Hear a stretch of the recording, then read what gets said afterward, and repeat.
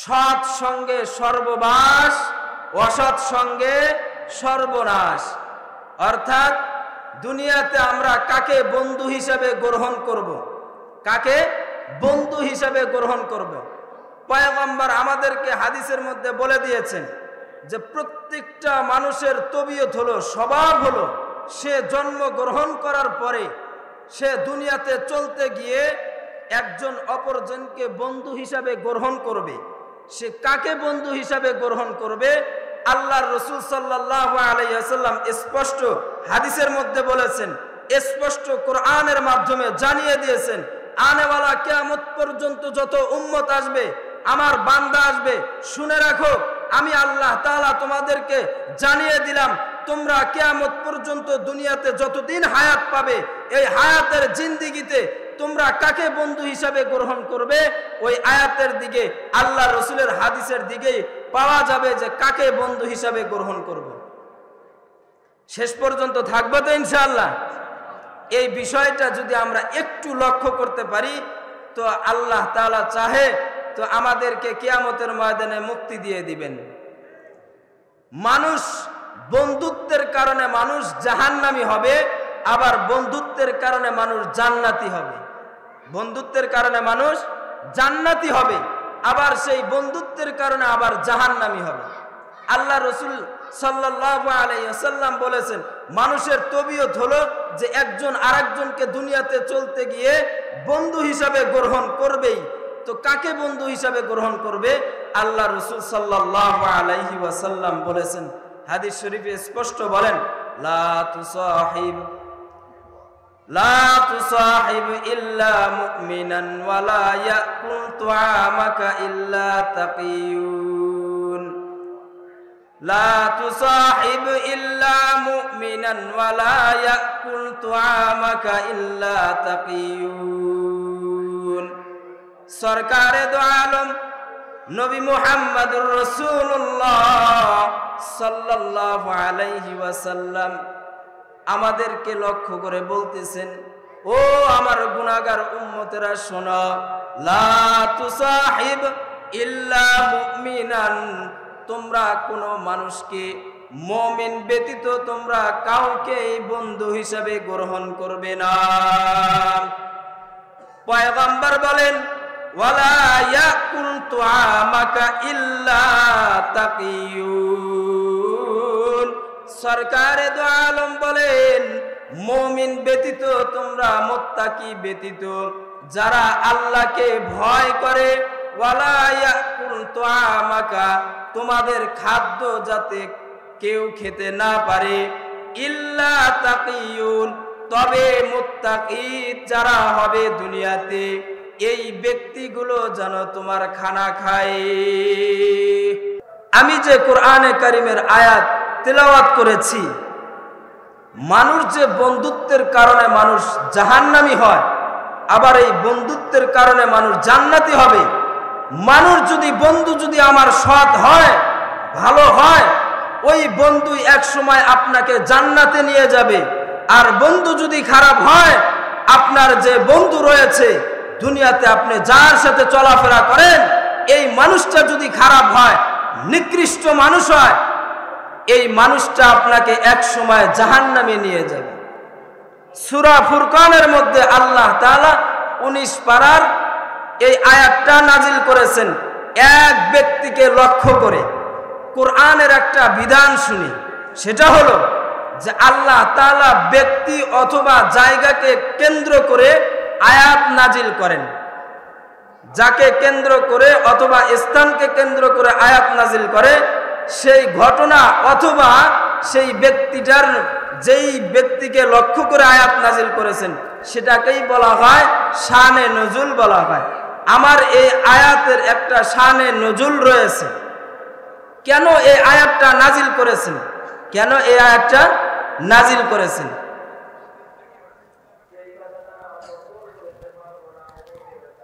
আল্লাহ তাআলা বলেন, وَيَوْمَ يَعَضُّ الظَّالِمُ عَلَى يَدَيْهِ يَقُولُ يَا لَيْتَنِي اتَّخَذْتُ مَعَ الرَّسُولِ سَبِيلًا وَيَوْمَ يَعَضُّ الظالم على يديه يقول يا ليتني اتخذت مع الرسول سبيلا يا ويلتى ليتني لم أتخذ فلانا خليلا। মক্কার মধ্যে অনেক নেতা ছিল, তাদের মাঝে একজন নেতা ছিল, তার নাম হলো উকবা ইবনে আবি মুঈত। উকবা ইবনে আবি মুঈত এই মক্কার নেতাদের মধ্য থেকে একজন নেতা ছিল। তিনি সিরিয়ায় ব্যবসা করতেন, অর্থাৎ শামে ব্যবসা করতেন।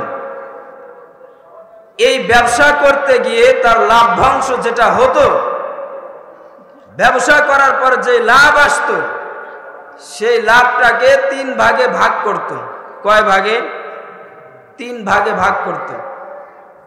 একটা হলো নিজের ব্যবসার জন্য রেখে দিত, দ্বিতীয় ভাগ হলো পরিবারের জন্য রেখে দিত, তৃতীয় ভাগ মক্কার মধ্যে সম্ভ্রান্ত যারা আছেন, নেতা রয়েছে, তাদেরকে দাওয়াত করে খাওয়াইত। কাফেরদের মাঝে মানুষকে খাওয়ানোর এই গুণটা ছিল। আর আল্লাহ তাআলার সব থেকে বেশি পছন্দনীয় হলো মানুষকে খানা খাওয়ানো, মানুষকে খানা খাওয়ানো। এটা কাফেরদের মাঝেও ছিল। তো সেই ধারাবাহিকভাবে হযরতে উকবা ইবনে আবি মুঈত সে প্রত্যেকবারের ন্যায় এবারও সে দাওয়াত খাওয়াবে তার লাভের অংশকে সম্ভ্রান্ত মানুষ, মক্কার মধ্যে সব চাইতে ভালো মানুষ কে, তাকে এবার দাওয়াত করে খাওয়াবে।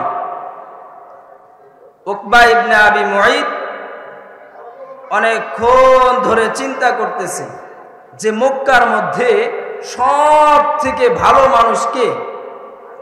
সে চিন্তা করতে করতে এক পর্যায়ে গিয়ে তার মাথার মধ্যে চলে আসে, মক্কার মধ্যে যদি সব চাইতে ভালো মানুষ থাকে, উৎকৃষ্ট মানুষ থাকে, ভদ্র মানুষ থাকে, সম্ভ্রান্ত মানুষ থাকে, আল্লাহওয়ালা মানুষ থাকে, তাহলে মক্কার মধ্যে এক ব্যক্তি ছাড়া দোসরা আর কোনো ব্যক্তি হতে পারে না। সেটা হলো আব্দুল্লাহর ছেলে মুহাম্মাদুর রাসূলুল্লাহ সাল্লাল্লাহু আলাইহি ওয়াসাল্লাম। এই স্বীকৃতি কে দিয়েছেন? উকবা ইবনে আবি মুঈত নিজে চিন্তা করতেছেন যে মক্কার মধ্যে সব চাইতে ভালো মানুষ যদি থাকেন, তাহলে কে আছেন? আব্দুল্লাহর ছেলে মুহাম্মদ। এই স্বীকৃতি কাফেররা দিয়েছে, যারা 24 ঘন্টা পয়গম্বরকে দুনিয়া থেকে বিদায় করার জন্য, কোরআনের আলোকে নিভানোর জন্য, কোরআনকে সরিয়ে দেওয়ার জন্য, তাদের রাজত্ব তাদের মক্কার মধ্যে, তাদের দেশের মধ্যে প্রতিষ্ঠিত করার জন্য 24 ঘন্টা তারা চিন্তা ফিকির করত। ঠিক তেমনি ভাবে 1500 বছর পরেও এসে আমাদের বর্তমানে এমন একটা দল বের হয়েছে, যারা উকবা ইবনে আবি মুঈত, আবু জেহেল, আবু লাহাব, উবাই ইবনে খালফ, যারা 1500 বছর পূর্বে পয়গম্বরকে দুনিয়া থেকে বিদায় করার জন্য, কোরআনের আলোকে নিভানোর জন্য, সাহাবায়ে একরামকে মারার জন্য যত প্রকারের চক্রান্ত আছে, সমস্ত চক্রান্ত তারা বসে করত। আমাদের বর্তমান দেশের মধ্যেও এমন একটা সময় এসেছে, যারা কোরআন হাদিসের কথা বলে, যারা কোরআন হাদিস নিয়ে চলাফেরা করে, মসজিদ মাদ্রাসা চালায়, এদেরকেও নিভানোর জন্য, দুনিয়া থেকে বিদায় করার জন্য ওই আবু জেহেলের গোষ্ঠীর কিছু মানুষ বর্তমান সমাজের মাঝেও যারা কোরআন হাদিস নিয়ে দুনিয়াতে চলাফেরা করে, স্পষ্ট ভাষা কোরআন হাদিসের মানুষকে বুঝানোর জন্য সব সময় চিন্তা ফিকির করে, এদেরকে দমন করার জন্য একদল বের হয়েছে যে এদেরকে নিভানোর জন্য তারাও 24 ঘন্টা চিন্তা ফিকির করে। কথা বলেন ঠিক কিনা? বলেন ঠিক কিনা? এরা কুল অন্য কেউ না, এরা হয়তো অনেকে বোঝে অথবা না বুঝে করে। না বুঝে কারা করে? আমার নেতা করেছে, আমাকেও করতে হবে, আমার বন্ধু করে, আমাকেও করতে হবে। কথা বলেন ঠিক কিনা? একটা কথা রয়েছে, পূর্বের হাল বলে যেদিক দিয়ে যায় পরের হালও সেদিক দিয়েই যায়। তো এজন্য আল্লাহ রাসূল সাল্লাল্লাহু আলাইহি ওয়াসাল্লামকে বিদায় করার জন্য উকবা ইবনে আবি মুয়ত 24 ঘন্টা যে চিন্তা ফিকির করত, সেই স্বীকৃতি দিচ্ছে যে মক্কার মধ্যে সব থেকে ভালো মানুষকে এবার আমি খানা খাওয়াবো। উকবা ইবনে আবি মুয়ত পয়গম্বরের দরবারে গিয়ে আল্লাহ রসুলকে দাওয়াত করতেছেন, নগো পয়গম্বর, আব্দুল্লাহর ছেলে মুহাম্মদ, আমি দুনিয়ার মধ্যে মক্কার নগরীর মধ্যে তোমার চাইতে ভালো মানুষ আমি আর কাউকে খুঁজে পেলাম না। ওগো পয়গম্বর, আগামী কালকে আপনার এবং আপনার যত সাথী সঙ্গী রয়েছে এই সমস্ত সাথী সঙ্গীকে নিয়ে আপনার আগামী কালকে আমার বাসাতে দাওয়াত। সরকারে দু আলমের কাছে যখন এই প্রস্তাব করলেন, সে দাওয়াত গ্রহণ করেছেন একটা দিকে লক্ষ্য করে। পয়গম্বর চিন্তা করলেন, আমি যদি এই উকবার দাওয়াত গ্রহণ করি, উকবার বাসায় যাওয়ার পর আমার সাথে সে যে সময়টুকু কাটাবে আমার সোহবতে থাকবে, এই সোহবতে থাকার কারণে উকবার দিলের মধ্যে একটু পরিবর্তন আসতে পারে, হয়তো সে ইসলাম গ্রহণ করতে পারে। পয়গম্বর এই চিন্তা করে উকবাকে বলল, ও উকবা, তোমার দাওয়াত গ্রহণ করলাম, আগামী কালকে আমার সাথীদেরকে নিয়ে তোমার বাসাতে দাওয়াত খাবো। যখন দাওয়াতের সময় চলে এসেছে, পয়গম্বর সাহাবা একরামকে নিয়ে উকবার বাড়িতে গেল। যাওয়ার পর উকবা ইবনে আবি মুয়ত সে পয়গম্বরকে প্লেটের মধ্যে খানা বেড়ে দিচ্ছেন।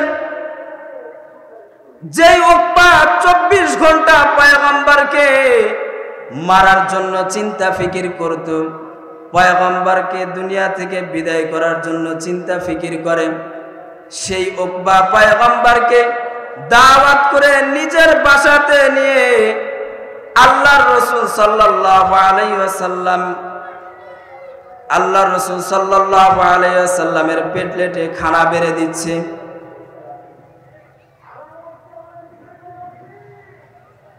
কি করবে?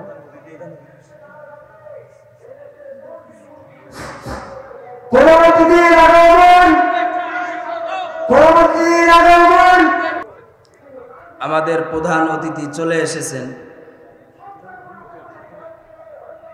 আমরা তার কৃতজ্ঞতা জানাই। আলহামদুলিল্লাহ, একটা কোরআনের নিয়ম শুনি, সেটা হচ্ছে যখন কোরআন হাদিসের কথা হয়, আল্লাহর যখন তাকবীর দেওয়া হয়, মসজিদে আজান হয়ে যায়, তো আজান দেওয়ার পরে আল্লাহু আকবার মানে কি? সকলে বলুন কি? আল্লাহ মহান। আজানের উত্তর দেওয়া কেমন? আপনি ব্যবসা বাণিজ্যের মধ্যে রয়েছেন, ব্যবসা বাণিজ্য ছেড়ে, চাকুরি ছেড়ে, খেত খামারি ছেড়ে আল্লাহর ডাকে সাড়া দেওয়ার নামই হবে আল্লাহ তাআলার ওই স্বীকৃতি দেওয়া হবে যে আল্লাহ মহান।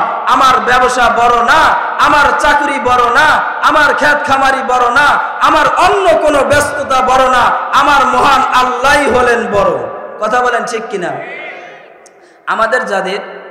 আমাদের মুরব্বীরা আসবেন, এসে স্টেজে বসবেন, এটা আলহামদুলিল্লাহ ভালো। তারা আমাদের মাঝে মুরব্বী না থাকলে দুনিয়াতে চলা বহুত কঠিন। আরবি প্রবাদ আছে, যার মুরব্বী নেই তার মুরব্বী হলো শয়তান। কথা বলেন ঠিক কিনা? তো এজন্য আমরা এই বিষয়টি একটু লক্ষ্য করব, যখন কোরআন হাদিসের কথা হবে তো কোরআন হাদিসের কথাকেই প্রাধান্য দিব। ঠিক আছে তো ইনশাআল্লাহ? আল্লাহ তাআলা আমাদেরকে বোঝার তৌফিক দান করেন। আমি যেই কথাটা বলতেছিলাম, মক্কার মধ্যে নেতাদের মধ্য থেকে যে একজন নেতা ছিল উকবা ইবনে আবি মুয়ত, সে পয়গম্বরকে দাওয়াত করলো। দাওয়াত করার পর আল্লাহ রাসূল সাহাবীদেরকে নিয়ে যখন উকবার বাড়িতে গেল, যাওয়ার পরে উকবা ইবনে আবি মুঈত আল্লাহ রাসূল সাল্লাল্লাহু আলাইহি ওয়াসাল্লামের প্লেটে খানা বেড়ে দিচ্ছে। এই দৃশ্যটা আল্লাহ তাআলা আরশে মহল্লা থেকে দেখতেছেন, এত ভালো লেগেছেন। আল্লাহ তাআলা জিবরাইলকে ডেকে বলে, ও জিবরাইল, আমার হাবিবের কাছে চলে যাও, আমার পয়গম্বর আমার দোস্তকে গিয়ে বলো যে এই সময় যেন উকবাকে ইসলামের দাওয়াত দেয়, কালিমার দাওয়াত দেয়। জিবরাইল এসে পয়গম্বরকে ডেকে বলতেছেন, ওগো পয়গম্বর, আল্লাহ আমাকে পাঠিয়েছেন আপনার কাছে এই বার্তা নিয়ে। বার্তাটা হচ্ছে, আল্লাহ আমাকে নির্দেশ দিয়েছেন আপনি যার বাড়িতে খানা খাচ্ছেন ইনি কিন্তু মক্কার মধ্যে সব থেকে নিকৃষ্ট মানুষের মধ্যে একজন। অনেক বড় নেতা হলেও কিন্তু এর ভিতরে চরিত্র বলতে কোরআন হাদিসের গুণাগুণ কিন্তু তার মাঝে পাওয়া যায় না। যে আপনাকে 24 ঘন্টা মারার জন্য চিন্তা ফিকির করে, আপনাকে দুনিয়া থেকে বিদায় করার জন্য সে যে সব সময় চিন্তা ফিকির করে, আপনাকে তার বাসায় দাওয়াত দিয়ে নিয়ে এসে আপনাকে খানা খাওয়াচ্ছে, আপনার প্লেটে খানা বেড়ে দিয়েছে। এই দৃশ্য আমার নিকটে অনেক ভালো লেগেছে। আল্লাহ আমাকে পাঠিয়েছেন যে আপনি যেন এই সময় উকবাকে কালিমার দাওয়াত দেন, ইসলামের দাওয়াত দেন।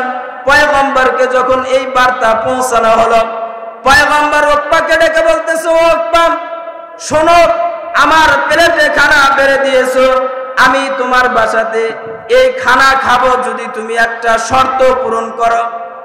উকবা বলতেছে, কি শর্ত? ও ভাই, হযরতে পয়গম্বর বলতেছেন, যদি আপনি শর্ত পালন করো, যদি তুমি শর্ত পূরণ করো, আমি পয়গম্বর এবং আমার সাহাবায়ে কেরাম এই প্লেটে খানা বেড়ে দেওয়া খানা আমরা খাবো। আর যদি তুমি শর্ত পূরণ না করো, আমরা এভাবে খানা রেখে সকলেই চলে যাব। উকবা চিন্তা করতেছে, আমার বাড়িতে মক্কার মধ্যে সম্ভ্রান্ত মানুষ, যে মক্কার নগরীতে সব চাইতে ভালো মানুষ, সেই ব্যক্তি আমার বাড়িতে এসে খানা খেতে বসেছে।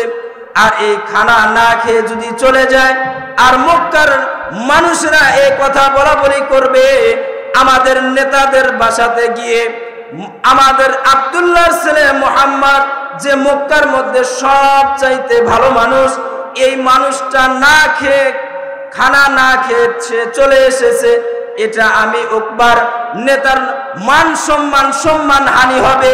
এজন্য উকবা পয়গম্বরকে ডেকে বলতেছেন, ওগো পয়গম্বর, তোমার কি শর্ত রয়েছে বলো, আমি তোমার শর্ত পূরণ করব। পয়গম্বর উকবাকে ডেকে বলতেছেন, উকবা, আমার শর্ত হলো তুমি আমার সাথে পড়ো, আশহাদু আল্লাহ ইলাহা ইল্লাল্লাহু ওয়া আশহাদু আন্না মুহাম্মাদার রাসূলুল্লাহ। সরকারে দো আলম উকবাকে কালিমা শাহাদাত পড়া দিলেন।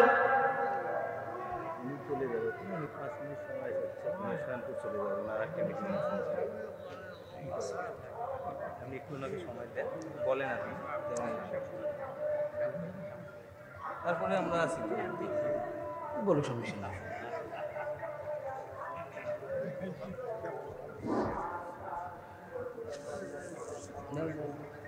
ঘোষণাটা দেন না, তোমাদের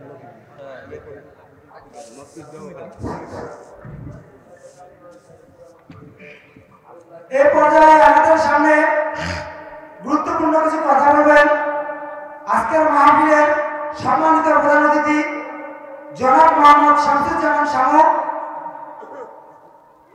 রংপুর 3 আসনের এমপি। মুহতারাম হাজিরিন, কালকে অবশ্য একসঙ্গে ছিলাম, শুরু করে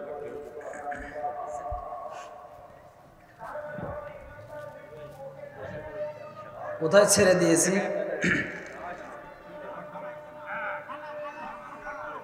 সকলে উঁচু আওয়াজে বলেন, পয়গম্বর উকবাকে শর্ত দিল, যদি তুমি একটা শর্ত পূরণ করো তাহলে আমি তোমার খানা খাবো, আর না হলে খানা ছেড়ে চলে যাব। উকবা চিন্তা করলো যে আমার সম্মান হানি হবে, আমি একজন মক্কার মধ্যে নেতা, এই নেতার বাড়ি থেকে খানা না খেয়ে চলে যাবে, এটা সমাজে দেখতে শুনতে ভালো দেখাবে না। এ কারণে সে বলল পয়গম্বরকে ডেকে, আব্দুল্লাহর ছেলে মুহাম্মদ, বলো তোমার কি শর্ত, তোমার শর্তকে আমি পূরণ করব। তখন পয়গম্বর বলতেছে যে তুমি কালিমায়ে শাহাদাত আমার সাথে পাঠ করো। সকলে বুঝে থাকলে বলুন তো যে উকবা এখন মুসলমান না কাফের আছে? সকলে এদিকে খেয়াল করি, উকবা এখন মুসলমান না কাফের? তো আমাদের বর্তমানে দেশের যে কোনো প্রান্তে যে কোনো ঘটনা ঘটুক না কেন, ঘটতে দেরি, দেশের অন্য প্রান্তে যাওয়া দেরি হয় না। কথা বলেন ঠিক কিনা? এত যোগাযোগ, ইউটিউব, ফেসবুক, এরপরে বিভিন্ন মাধ্যম যেগুলো রয়েছে, এগুলো কি 1500 বছর পূর্বে নবীজির জামানায় ছিল? বলেন ছিল না। তো উকবা ইবনে আবি মুঈত পয়গম্বরের হাতে ইসলাম গ্রহণ করে, এই ঘটনাটা মক্কার মধ্যে ছড়ে যায়, একজনের কান থেকে আরেকজনের কানে চলে যায়। তো একজন ঘোষক সে বাজারে ঘোষণা করতেছে, মক্কার নগরের মানুষেরা শোনো, গরম খবর আছে, গরম খবর। কি সেটা? হচ্ছে যে আমাদের নেতা উকবা ইবনে আবি মুঈত সে গতকালকে মুহাম্মাদের ইসলামকে গ্রহণ করেছে, তার ধর্মকে গ্রহণ করেছে, নিজের বাপ দাদার ধর্মকে চুনকালি মেখে আব্দুল্লাহর ছেলে মুহাম্মদ সে তার ধর্মকে আমাদের নেতা গ্রহণ করেছে। এভাবে বলতেছে, অলিতে গলিতে পুরা মক্কার মানুষরা যখন জানতে পারলো, তার একজন ঘনিষ্ঠ বন্ধু ছিল, তার নাম হলো উবাই ইবনে খলফ। তার নাম কি? উবাই ইবনে খলফ। সে হলো উকবা ইবনে আবি মুঈতের সব থেকে কাছের মানুষ, ঘনিষ্ঠ বন্ধু। এই কথা যখন জানতে পারলো, নেতারা উবাই ইবনে খলফ সহ সকলেই উকবার কাছে চলে আসলো। উকবাকে ডেকে বলতেছে, উকবা, শুনলাম তুমি নাকি আমাদের বাপদাদার ধর্মের মুখে চুনকালি মেখে তুমি নাকি মুহাম্মাদের ধর্মকে গ্রহণ করেছ। বন্ধু, এ কথাটা কি সঠিক, সত্য ঘটনা?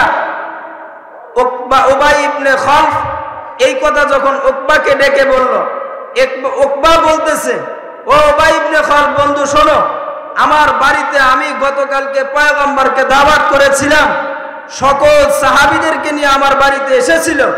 তো তিনি আমাকে শর্ত দিয়েছিল যে তুমি যে এই যে খানা প্লেটে বেড়ে দিয়েছো, এই খানা খাবো যদি শর্ত পূরণ করো। তিনি শর্ত দিয়েছিল যে আমি যদি ইসলাম গ্রহণ করি, আমি যদি ইসলাম ধর্মকে গ্রহণ করি, তাহলে আমার বাসার খানা পয়গম্বর তার সাহাবীরা সকলেই খানা খাবে। আমি যদি তার শর্ত পূরণ না করি, আমি যদি ইসলাম গ্রহণ না করি, তাহলে সে আমার বাড়িতে খানা খাবে না, খানা রেখে চলে যাবে। আমি চিন্তা করলাম যে এটা যদি হয়, তখন মানুষে অনেকেই অনেক কিছু বলা বলি করবে। এই চিন্তা করে আমি নেতার মান সম্মান যাবে, এই চিন্তা ফিকির করে আমি তার শর্তকে মেনে নিয়ে ইসলাম ধর্মকে গ্রহণ করি। তো তখন উবাই ইবনে খলফ উকবাকে ডেকে বলতেছে, উকবা, তুমি যে মিথ্যা কালিমা পড়েছো। তখন উবাই ইবনে খলফকে বলেছিল যে দোস্ত, আমি যে কালিমা পড়েছি এটা সত্যের কালিমা ছিল না, এটা টেকনিকের কালিমা ছিল, এটা মিথ্যা কালিমা গ্রহণ করেছি, ইসলাম গ্রহণ করেছি, তো সত্য ইসলাম গ্রহণ করি নাই।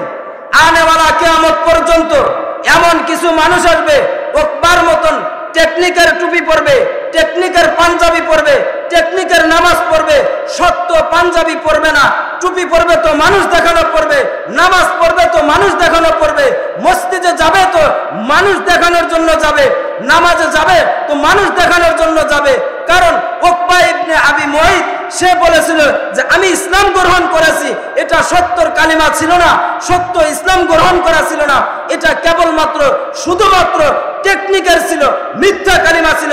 আমাদের কিয়ামত পর্যন্ত কিছু মানুষ থাকবে যারা টেকনিকের কালিমা পড়বে, টেকনিকের পাঞ্জাবি পড়বে।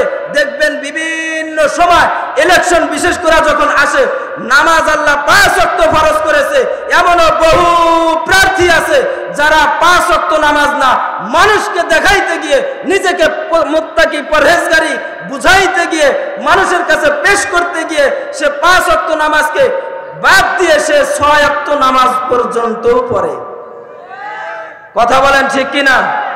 যদি আমি মুরব্বীদেরকে জিজ্ঞাসা করি নামাজ পড়েন কেন, তখন উত্তর দেয় যে হুজুর দাড়ি পেকে গেছে, বয়স হয়ে গেছে, নামাজ না পড়লে সমাজের মানুষ কি বলবে। যদি বলি যে যাকাত দেন কেন, বলবে যে মানুষকে যাকাত যদি না দেয় মানুষ কি বলবে। মসজিদ বানান কেন, তখন বলে যে মসজিদ আমাদের আল্লাহ অর্থ সম্পদ দিয়েছেন, যদি মসজিদ না বানাই তাহলে কেমন হয়, মানুষ কি বলবে, কৃপণ বলবে। আরে মানুষ কি বলবে সেটা দেখার দরকার নাই, আমার আল্লাহ কি বলে, আমার রসুল কি বলে, মানুষ কোথায় আপনার উপর নারাজ হবে এটা পরোয়া করার দরকার নাই। নেতা আপনার উপর নারাজ হবে এটা পরোয়া করার দরকার নাই।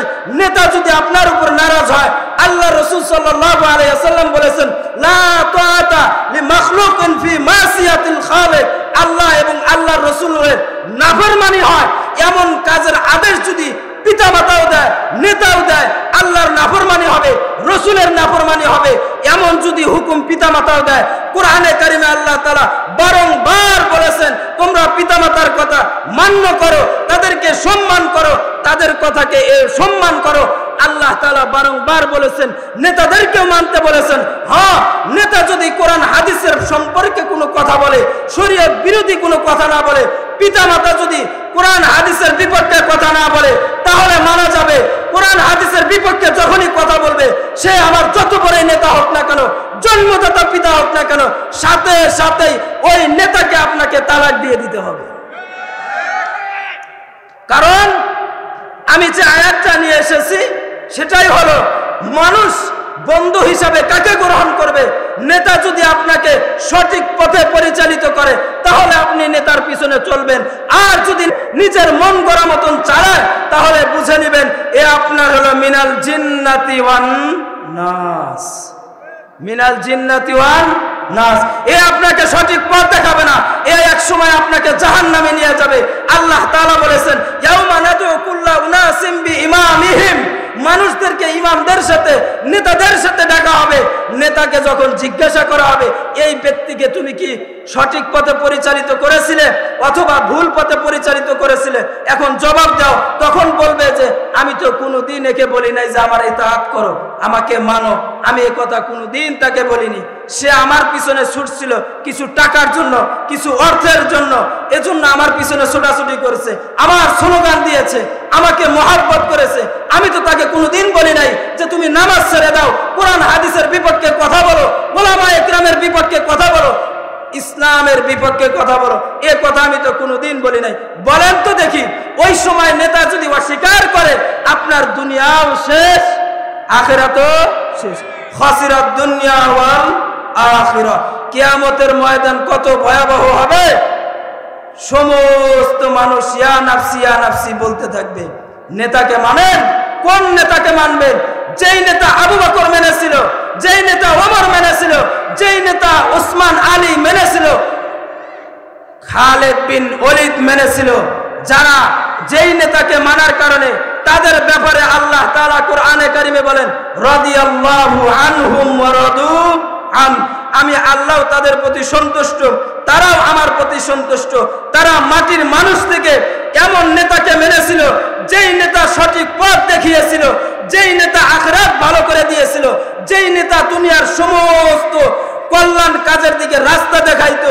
সেই মুহাম্মদুর রাসূলুল্লাহ সাল্লাল্লাহু আলাইহি ওয়াসাল্লামকে মানার কারণে আবু বকরের নামে জান্নাতের সার্টিফিকেট দুনিয়াতে এসেছিল, ওমরের কারণে ওমরের জন্য জান্নাতের সার্টিফিকেট দুনিয়াতে এসেছিল। তাদের নাম নেওয়ার পরে আমরা এভাবে বলতে থাকি রাদিয়াল্লাহু আনহুম ওয়া রাদু আন। আল্লাহ তাআলা তাদেরকে এইভাবেই কবুল করেছিলেন, নেতা মেনেছিল। এ কারণে তারা মাটির মানুষ হওয়া সত্ত্বেও আল্লাহ তাআলা তাদের মর্যাদা এত বানিয়েছিল যে তাদেরকে স্বর্ণে রূপান্তরিত করেছিলেন।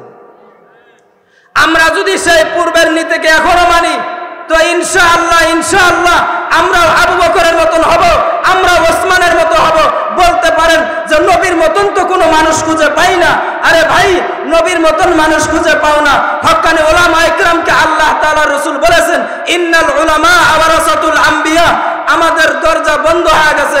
আনা খাতামুন নাবিয়্যিন লা নাবিয়্যা বাদি, আমার পরে আর কোনো নবী আসবে না। এই দায়িত্ব পালন কে করবে? কিয়ামত পর্যন্ত এই কাজ তো বন্ধ থাকবে না। এই কাজ একদল চালাবে, তারাই হলো হক্কানি উলামা ইকরাম, তারাই হলো হক্কানি উলামা ইকরাম। আমার উলামা ইকরাম মেম্বার থেকে যদি এই আওয়াজ তোলে, ভাই নামাজে আসুন, ভাই আপনিও সঠিক পথে চলেন, হালাল পথে চলেন, হারামকে ছেড়ে দেন, নাজায়েজ ছেড়ে দেন, সুদ ছেড়ে দেন, ঘুষ ছেড়ে দেন, তাহলে বুঝে নেবেন নিঃসন্দেহে ওই মানুষটা, ওই উলামা ইকরাম, তারাই হলো সঠিক উলামা ইকরাম। এর ব্যতি রেখে যদি কোনো মানুষকে আপনি অনুসরণ করেন, কাকে অনুসরণ করবেন? হযরত উকবার এই ঘটনা শেষ করার পরেই আপনারা বুঝবেন যে কোন মানুষকে আপনি স্মরণ করবেন। আমি বলেছিলাম যে মানুষ বন্ধুত্বের কারণে জাহান্নামী হয়, বন্ধুত্বের কারণে আবার জান্নাতি হয়। উকবা ইবনে আবি মুয়ত ইসলাম গ্রহণ করার কারণে সে জান্নাতি কিনা? আল্লাহ রাসূল সাল্লাল্লাহু আলাইহি ওয়াসাল্লাম বলেন, কুলু লা ইলাহা ইল্লাল্লাহ দাখালাল জান্নাহ, যে কালিমা পড়েছে তো ইনশাআল্লাহ একদিন অবশ্যই আল্লাহর বানানো জান্নাতে যাবে, আল্লাহর বানানো জান্নাতে যাবে। তো উকবা ইবনে আবি মুয়ত উবাই ইবনে খালদ যখন প্রস্তাব করলো, তখন বলতেছে আমি টেকনিকের কালিমা পড়েছিলাম, মিথ্যা ইসলাম গ্রহণ করেছিলাম। তখন উবাই ইবনে খালদ বলতেছে, বন্ধু তোমার কথা বিশ্বাস করি না। উবাই ইবনে খালদ বলে, বন্ধু তোমাকে কত ভালোবাসি, মক্কার মধ্যে যদি আমি মদের বোতল ক্রয় করি তো একটা মদের বোতল ক্রয় করতাম না, দুইটা মদের বোতল ক্রয় করতাম, একটা আমার জন্য রেখে দিতাম আর একটা তোমার জন্য রেখে দিতাম। চাঁদাবাজি করতাম তো এটা আজকের চাঁদাবাজি না, তো এটা 1500 বছর পূর্বে থেকে চাঁদাবাজি এসেছে। এটা আমাদের বর্তমানে আবিষ্কার না, এটা পূর্বের যুগ থেকে এসেছে। যারা এটার অনুসরণ করবে তাদের দলে নাম দিয়ে দিবে। তো উবাই ইবনে খালদ এই কথা বলার পরে বলতেছে, উকবা তুমি যে মিথ্যা কালিমা গ্রহণ করেছো, ইসলাম গ্রহণ করেছো, এটা আমি বিশ্বাস করি না। তো বলতেছে, বন্ধু তোমাকে বিশ্বাস করানোর জন্য আমাকে কি করতে হবে? তখন উবাই ইবনে খালদ বলতেছে, উকবা যদি তুমি যেই জবান দ্বারা কালিমায়ে শাহাদাত পড়েছো সেই জবান দিয়ে যদি আল্লাহ রাসূলের চেহারা মোবারকে থুতু নিক্ষেপ করো, তাহলে আমি বুঝবো যে তুমি মিথ্যা কালিমা পড়েছো, টেকনিকের কালিমা পড়েছো, সত্য ইসলাম গ্রহণ করো নাই। এই পাপিষ্ঠ, নির্বোধ, আহাম্মক, খারাপ বন্ধুকে এই প্রস্তাব গ্রহণ করতে গিয়ে যেই মানুষটা কিছুক্ষণ পূর্বে জান্নাতি মানুষ ছিল, এই মানুষটা এখন খারাপ বন্ধুকে গ্রহণ করার কারণে, খারাপ বন্ধুর কথা মানতে গিয়ে এই মানুষটা এখন চিরস্থায়ী জাহান্নামী মানুষে রূপান্তরিত হয়ে যাবে। বলতেছে, চলো দোস্ত তোমার কথাই মানবো। সমস্ত নেতারা পয়গম্বরের দরবারে গেল। যাওয়ার পর আল্লাহ রাসূল সাহাবীদেরকে নিয়ে এভাবে আলোচনা করতেছেন মেম্বারে বসে। আল্লাহ রাসূল যখন এই নেতাদেরকে ঢুকতে দেখলেন, দেখার পরে পয়গম্বর অনেক খুশি হয়ে গেছে। গতকালকে উকবা ইসলাম গ্রহণ করেছে, আজকে পুরো দলবল নিয়ে এসেছে ইসলাম গ্রহণ করার জন্য। পয়গম্বর খুশি হয়ে সে মেম্বার থেকে এক পা দু পা করে হাস্যোজ্জ্বল চেহারা নিয়ে, আনন্দিত চেহারা নিয়ে এভাবে এক পা দু পা করে আগাইতেছিল। ওই পাশ থেকে উকবা এক পা দু পা করে আগাইতেছিল। যখন মুখোমুখি হয়ে গেছে, সম্মুখীন হয়ে গেছে, তখন এই পাপিষ্ঠ একজন নির্বোধের কথা শুনে খারাপ বন্ধুকে গ্রহণ করতে গিয়ে, তার কথা মানতে গিয়ে এই জান্নাতি মানুষটা এখন জাহান্নামী হয়ে যাবে। যখন পয়গম্বর মুখোমুখি হলো, তখন উকবা এই পাপিষ্ঠ, নির্বোধ, আহাম্মক, যাকে আল্লাহ তাআলা আকল দিয়েছিল, উকবা বললেই আমাকে মানতে হবে এরকম তো কোনো বিষয় না। বন্ধু থাক বা না থাক, আমি ইসলাম গ্রহণ করেছি, এটার উপরেই অটল থাকবো, এই চিন্তা সে করে নাই। না করে সাথে সাথে পয়গম্বরের চেহারা, যেই রসুলের চেহারার মধ্যে মশা মাছি পড়া হারাম ছিল, সেই পয়গম্বরের চেহারার মধ্যে এই পাপিষ্ঠ নির্বোধা আল্লাহ রসুলের চেহারার মধ্যে থুতু নিক্ষেপ করে ফেলল। আল্লাহ রসুল সাল্লাল্লাহু আলাইহি ওয়াসাল্লাম দাঁড়ানো অবস্থায় ছিলেন, যখন থুতু নিক্ষেপ করলেন পয়গম্বর সাথে সাথে হাঁটু গেড়ে জমিনে বসে গেলেন, অঝরে কান্না শুরু করে দিলেন যে আমি কি আশা নিয়ে এগিয়েছিলাম আর কি করে ফেলল। তখন আল্লাহ তাআলা জিবরাইলকে ডেকে বলে, ও জিবরাইল, আমার পয়গম্বরকে গিয়ে সান্ত্বনা দাও। এই আয়াতকে ওই সময় আল্লাহ তাআলা এই উকবাকে লক্ষ্য করে আল্লাহ তাআলা এই আয়াত নাযিল করেন, ওয়া ইয়াউমা ইয়া'আদু যালিমু আলা ইয়াদাইহি ইয়াকুলু ইয়া লাইতানি ইত্তাখাযতু মা'আর রাসূলি সাবিলা ইয়া ওয়াইলাতা লাইতানি লাম আত্তাখিয ফুলানান খলিলা। আল্লাহ তাআলা জিবরাইলকে ডেকে বলতেছেন, ও জিবরাইল, আমার পয়গম্বরের কাছে গিয়ে এই আয়াতটা নাযিল করে দিয়ে আসো, এই সুসংবাদ দিয়ে আসো। ও পয়গম্বর, আপনি চিন্তিত হয়েন না, আপনি মনে কষ্ট নিয়েন না, আপনি ব্যথা পাবেন না, কারণ যে আপনার চেহারা মুবারকের মধ্যে থুতু নিক্ষেপ করেছে এ তো আপনার কোনো ক্ষতি করে নাই, ইসলামের কোনো ক্ষতি করে নাই, সে নিজের আখিরাত এবং দুনিয়াকে ধ্বংস করে ফেলেছে।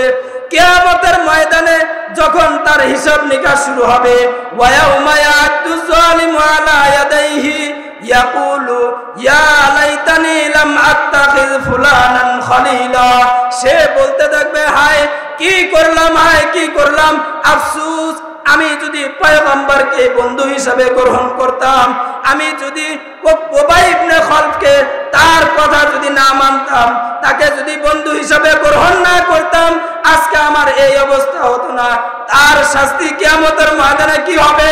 পয়গম্বর বলেন, তার হাতের আঙ্গুল থেকে মুখ দিয়া জবান দ্বারা চাবাইতে চাবাইতে পুরো হাত চাবাবে আর বলতে থাকবে, হায় হায় আমি কি করলাম, দুনিয়াতে পয়গম্বরের দলে যদি আমি থাকতাম, আমি পয়গম্বরকে মহব্বত করতাম, আমি তার দলে যদি থাকতাম, আমি পয়গম্বরকে বন্ধু হিসাবে গ্রহণ করতাম, তাহলে আমার এই অবস্থা হতো না। আমি উবাই ইবনে খালফকে বন্ধু হিসাবে গ্রহণ করে আজকে আমার কিয়ামতের ময়দানে এই অবস্থা হয়ে গেছে। কোরআনের একটা নিয়ম হলো যে কোন মানুষকে লক্ষ্য করে যদি আয়াত নাজিল করা হয়, ওই অপরাধে যদি অপরাধী হয়, কিয়ামত পর্যন্ত ব্যক্তিকে লক্ষ্য করে যে আয়াত নাজিল হয়েছে, শাস্তির কথা বলা হয়েছে, কিয়ামত পর্যন্ত যত মানুষ আসবে ওই অপরাধ যদি করে, তাহলে ওই অপরাধের যে শাস্তি হবে পূর্বের ব্যক্তির ন্যায় তার শাস্তিও সেটাই হবে। মুহতারাম হাজিরিন, একটা বার্তা আপনাদের কাছে বলে যাই, পয়গম্বর তো আর আসবেন না, তাদের রেখে গিয়েছেন হক্কানি ওলামা ইকরামকে। এই মানুষদেরকে যদি কেউ সম্মান করে, তাহলে আবু বকরের মতন মানুষ হয়ে যাবে, ওমরের মতন মানুষ হয়ে যাবে। আর কোন ব্যক্তি যদি পয়গম্বরের সাথে বেয়াদবি করার কারণে তার যেমন কিয়ামতের ময়দানে হাতের আঙ্গুলগুলো চাবাইতে থাকবে আর আফসোস করতে থাকবে। ও নূরপুরের মানুষেরা, দক্ষিণ কামালগাছনার যুবক ভাইরা, শোনো, যদি তোমরা দুনিয়াতে হক্কানি ওলামা ইকরামকে যদি কোনো সময় ইজ্জত করতে পারো তো করবা, আর যদি না করতে পারো তাদের সাথে কোনোদিন বেয়াদবি করবে না, চোখ রাঙিয়ে কথা বলবে না। যদি কথা বলো তাদেরকে কষ্ট দাও, যেমন উকবা কিয়ামতের ময়দানে নিজের আঙ্গুলগুলো চাবাইতে থাকবে, ঠিক তেমনি ভাবে ওলামা ইকরামের সাথে যদি বেয়াদবি করো, চোখ রাঙিয়ে কথা বলো, হাত উচ্চারণ করে কথা বলো, নিজের আওয়াজকে উঁচু করো ওলামা ইকরামের থেকে, তাহলে শুনে রাখো তোমার কিন্তু ওই শাস্তি হবে, ওই শাস্তি হবে।